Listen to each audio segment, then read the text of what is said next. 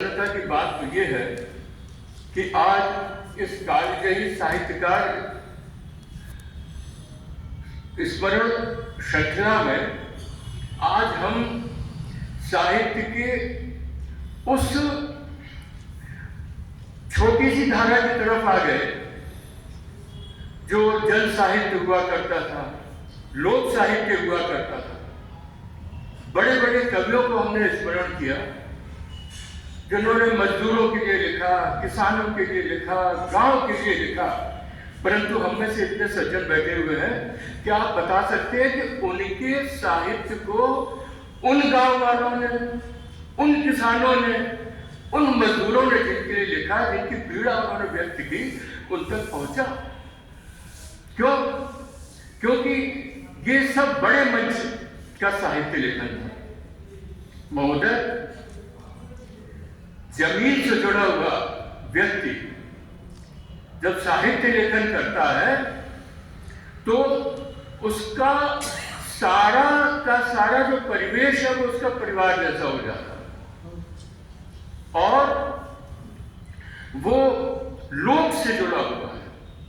लोक का मतलब हम लोक से अलग, लोक का मतलब लोगों से जुड़ा हुआ है और वो जो कुछ लिखता है वो उन्हीं की पीड़ा और उन्हीं के बीच में। अगर आप हिंदी साहित्य को देखें तो एक समय ऐसा भी आया था कि संत साहित्य हमारे बीच में आया, जिसमें रैदास भी थे, नामदेव भी थे, अनेक ऐसे थे जो अपना व्यवसाय कर रहे हैं, जूता सिल रहे हैं और लेखन कर रहे हैं। तो आज इस श्रृंखला में हमको एक ऐसे साहित्यकार को स्मरण करने का मौका मिला, श्री भिखारी ठाकुर जी, जिन्होंने जिसके लिए लिखा उस तक पहुंचा, जिसके लिए लिखा उसके अंदर रसानुभूति हुई, साहित्य का आनंद लिया। हर लोक में, मैं बुंदेलखंड का हूं, हमारे आप आइए, गांव गांव में ईश्वरी की फागे आप सुनेंगे।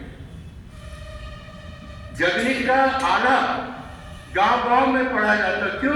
क्योंकि उनको उसमें अपना सब कुछ मिल रहा है।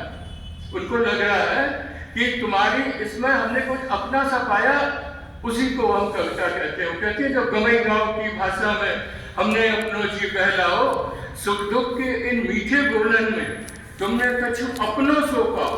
क्या बात। भूखा तुम कविता कहन लगे जे हृदय के उच्छार है। तो ये हृदय के उच्छार बिहार के सारण गांव में उपजे हुए यादव जाति में पैदा उन भिखारी ठाकुर जी के हृदय में भी उछले, जिन्होंने भोजपुरी को इतना समृद्ध साहित्य दिया, चाहे उसे लोक साहित्य कहे चाहे जन साहित्य कहे। मतलब वो लोक साहित्य भी है, वो जन साहित्य भी है और वो भोजपुरी का समृद्ध साहित्य है।